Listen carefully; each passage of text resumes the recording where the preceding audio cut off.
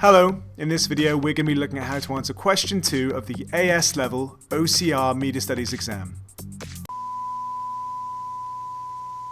Now, question 2 is a very open-ended question because depending on where you're studying, you might have studied newspapers or movies or video games, and because of this, the question that they ask is like a one-size-fits-all.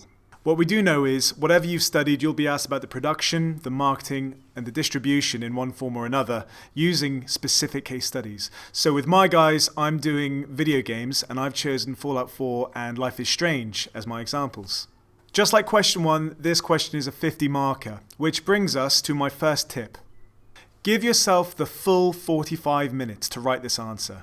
As you should know, the exam is 2 hours long. 30 minutes of that is going to be taken up with viewings of the TV drama for question 1, leaving 45 minutes to answer each question 1 and question 2. Now with question 1, the chances are you're always going to have more things to write about than you'll ever manage to actually achieve in 45 minutes. So you've got to be really disciplined about moving on to question 2 after the 45 minutes to give yourself just as much time to answer question 2. My second tip is answer the question first and foremost. 20 of the 50 marks available for this question are awarded for your ability to explain, analyze, or make an argument. In other words, how well do you engage with the question and argue your position on it? This tip comes on the back of having marked so many mock papers where candidates have got really excellent examples, they've really used their case studies, but they fail to put them into the context of the question, which is what it's all about. So, to make sure you don't fall into this trap, here's what you've got to do. Firstly, it's an old trick, highlight any words in the question which are important. So often you'll find with this question that it's not entirely clear what they're asking for, just based on how they word it.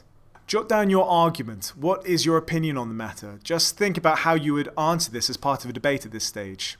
In this example, I've said the wealth of the media owners determines how games are available, how much merchandise they have, how much additional content is available, like DLC.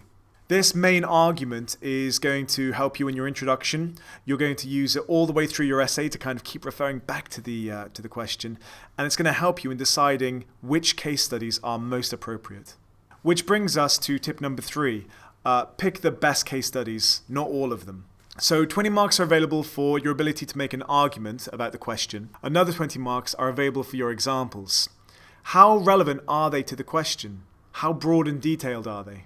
Now the worst thing you can do with this question is to just regurgitate everything you've revised about your case studies.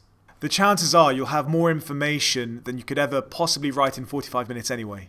Instead, be selective about which case study fits this question. Let's look back at the question from the previous tip.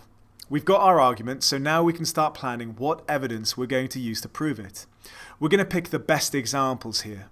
So what I've done is I've decided to talk about the numerous editions of Fallout 4 that were available, their synergistic marketing campaigns with Jones Soda and Carlsberg, and the various DLC released after launch. Each of these examples was only possible because of the high profile and wealth of the media owners, ZeniMax Media. For Life is Strange, on the other hand, I'm going to contrast this by talking about how there were very few merchandising opportunities because it was a new IP, and the fact that the game was only available as episodic DLC at first, and only became available as a limited edition physical copy once it had achieved fame. This links to my argument that lower budget games aren't able to put up as much material for their games. By being selective and clever with your choice of case studies, you'll be able to write about the ones that you select in more detail, and you'll be able to apply them back to the question with far greater ease. Tip number 4. Consider writing your case studies side by side rather than one after the other. This tip's more specifically aimed at people who struggle with getting everything down in the 45 minutes. What I usually find is students prefer to write all of their points about case study 1 and then write all of their points about case study 2. But because the time is so short, what I usually find is they write an awful lot about case study 1 and then like one paragraph about case study 2 just because they've run out of time. If you fall into this category, depending on the question and if it allows it, you might want to try making a point about case study 1, point about case study 2, point about case study 1, point about case study 2. That way, you are writing about both case studies in enough detail. Obviously, there are times where this won't apply. It might be that the question set fits one of your case studies more than the other. They don't have to be completely balanced. But it's a different way of structuring that you might want to think about. My final tip is use the correct terminology. So of those 50 marks, the final 10 are awarded for accurate use of media-related terminology. Now that's going to depend on what you studied. For my guys, it's video games and media language in general. So I'm expecting them to use words like synergy, convergence, audience, consumption. You may well be able to present a fantastic argument with fantastic evidence, but if you're not using the correct terminology confidently, you aren't going to get the top marks. So those are my tips for question 2. It's slightly broader than other videos I've done just because this is such an open-ended question and it applies to any industry in the media. So I certainly hope it helps, but if you have any questions that you'd like to ask, please just drop them down below and I'll get back to you. Thanks for watching as always, and good luck.